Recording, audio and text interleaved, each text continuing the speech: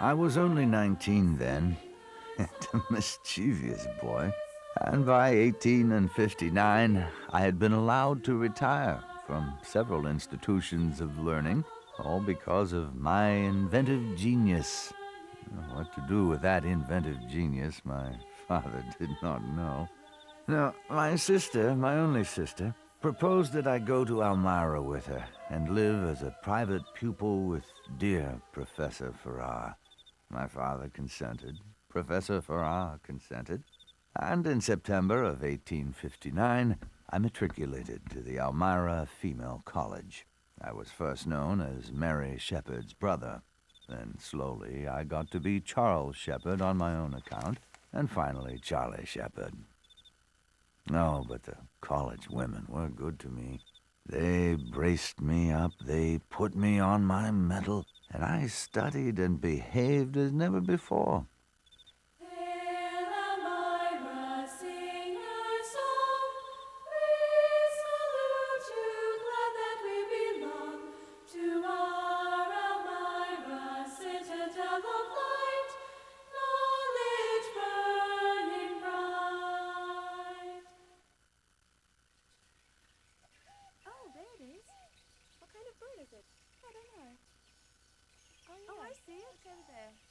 The junior class adopted me for their own, and unofficially I was thereafter known as of the class of 1861. Oh, those dear classmates. They don't know what they did for me. Whatever little I've done since is because of them. Martha, Flora, Sarah, Nettie, Libby, Em, bless them all. They're the sweetest memory that can come into a human being's life. Do they remember how simple life was by the tolling of the bell? How the world we had come here to learn about seemed no bigger than Professor Farrar's 10-foot model which hung in the rotunda.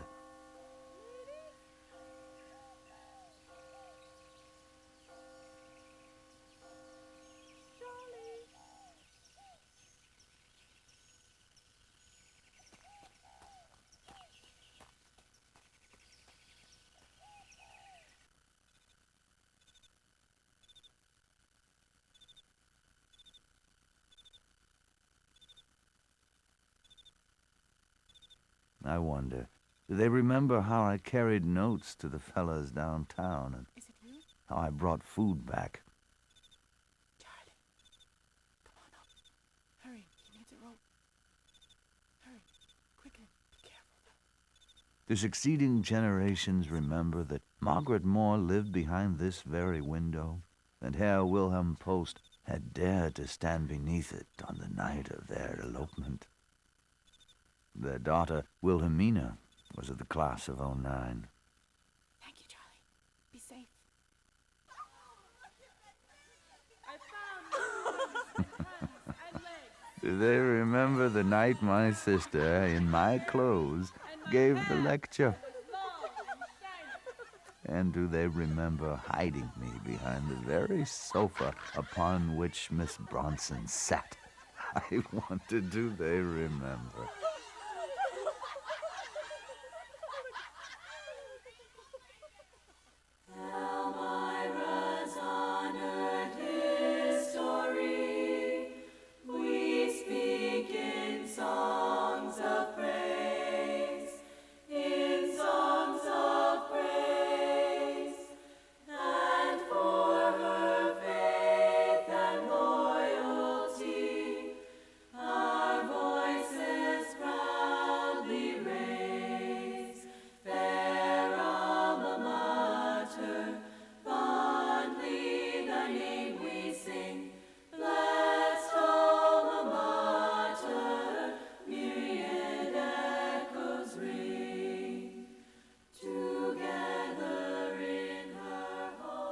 When Elmira College was founded in 1855, this building atop Prospect Hill was not only the most beautiful architectural edifice in western New York, it was also the very cornerstone of higher education for women.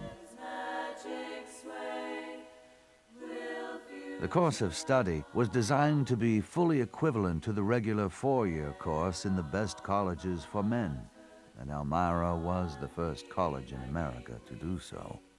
Blessed alma mater, myriad echoes ring, together in her halls today, a loyal pledge we sing, a pledge we sing, and recollect. Elmira was not established as a seminary, as was her older sister, Mount Holyoke, and unlike her younger sister, Vassar, Elmira was not endowed by great wealth.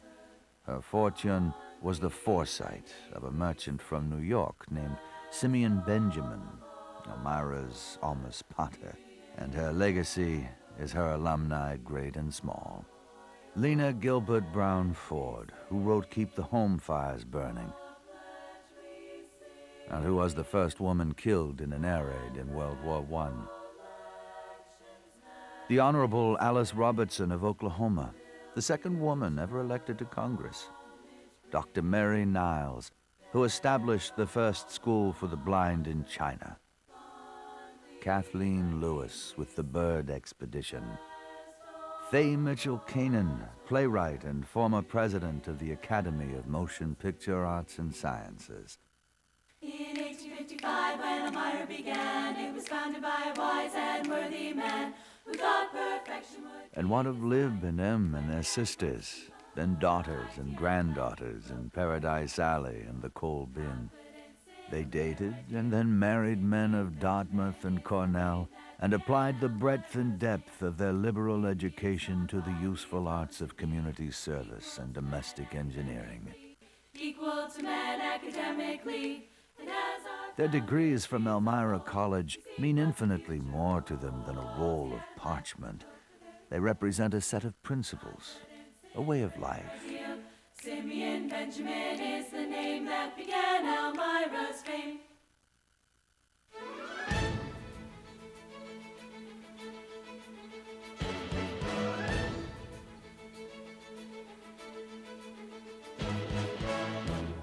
The days of routine and rules came and went. The atom gave up its awful secrets, and radio and TV gave up their blessed silence.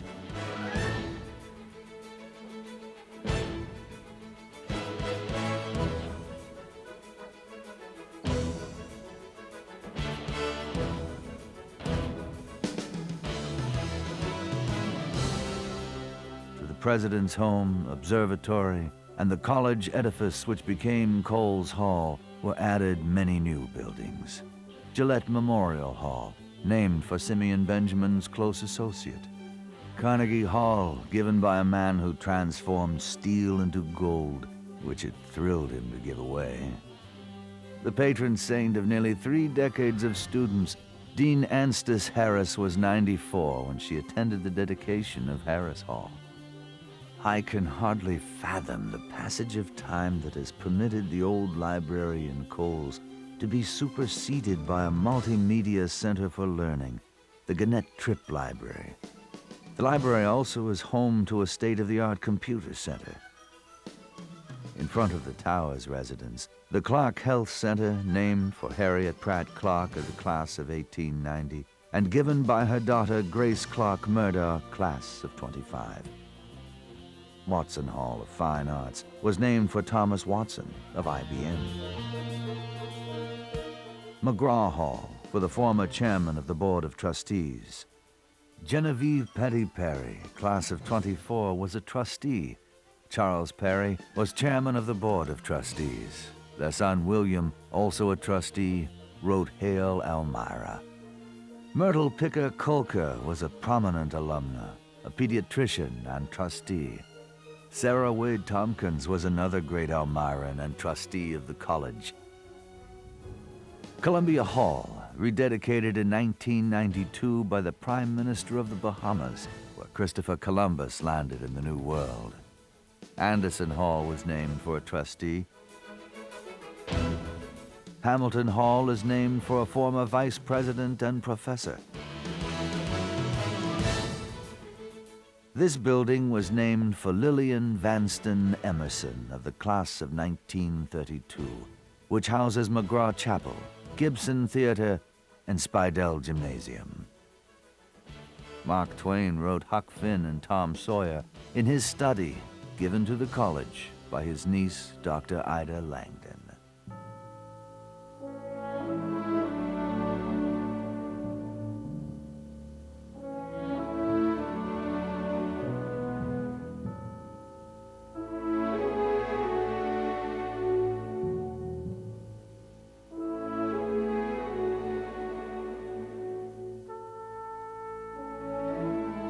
I cannot help but feel awe for what is new since my time.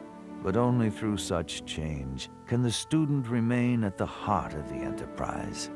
Only through such change can the student achieve the goals which have been unique to Elmira College for more than 150 years.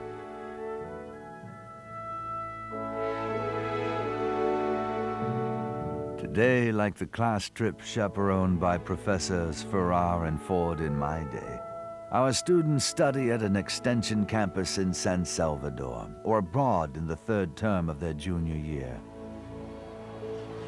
But we've not seen all that has changed.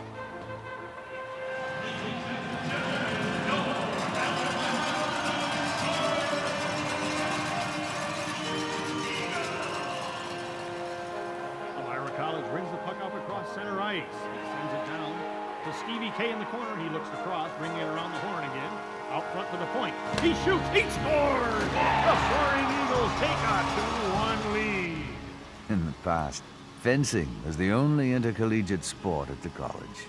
But today, well, perhaps the greatest change for the better occurred when I lost my status as the only full-time male student in 110 years. Where daughters and granddaughters once came, now come sons. Where women first pioneered the frontier of higher education, now men and women learn and live as equals. And as you recall, all three interrelate with each other. Anybody have any question on it? Yeah. I have a question. How does the merchandise acceptance curve relate to the rate of innovation adoption curve? Good question. Even with computers and modern subject matter, Elmira still believes you cannot reduce a person to an abstract set of statistics and presume to know that human being. Perhaps that is why her retention of students is great. It's on fire here. It's a nice glow. In fact, you know, rather than thinking about how forms can connect and create these diagonals, you should also think about how these bright reds and blues. Another reason is that her faculty know how to teach. All birds, of course, are highly specialized, but the hawks and owls you recognize immediately as being birds of prey because they have these talons and this hooked beak in common. When it comes to being tough and aggressive, it's these talons that the hawks use. There are other specializations, but perhaps before we get to one or two of them, let me show you how really gentle this hawk, although he could drive these talons right into Sue's arm. She's really very gentle with them, and she sits there just as comfortably with you. Elmira now operates a speech and hearing clinic for the benefit of students and the community. It is one of several programs of the sort we used to call the useful arts.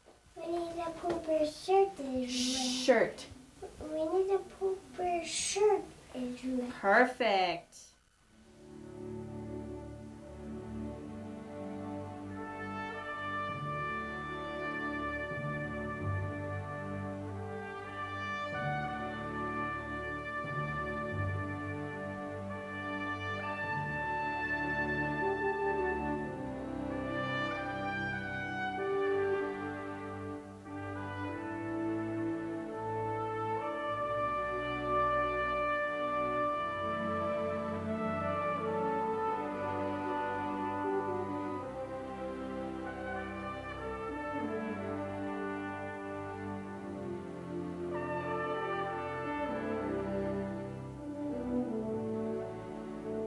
It is certain Elmira College has come a long way since my time, and that she will continue to prosper in time to come.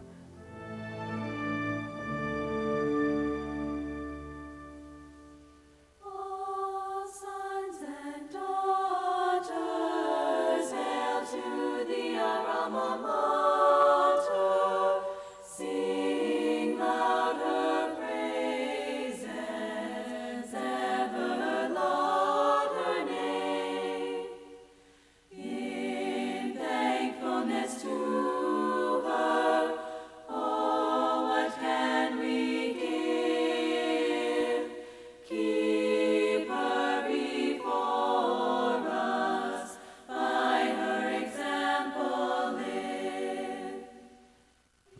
I've either done or seen nearly everything since the old days.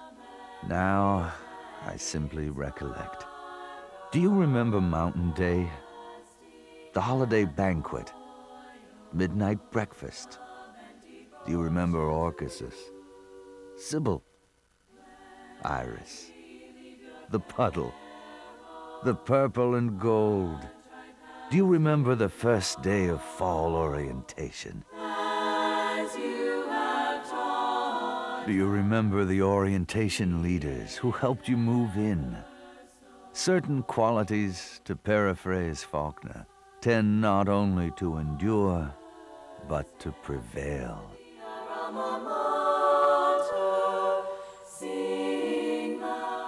Do you remember Candlelight?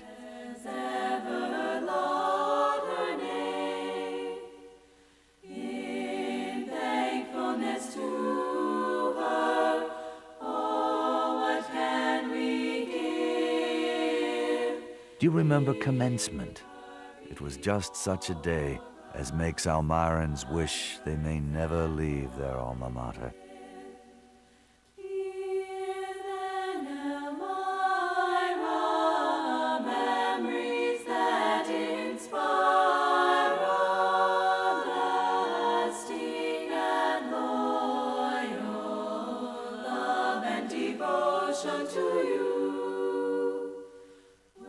But no diploma could equal the imprint of our years of learning and growing together at our beloved alma mater, our beloved Elmira College.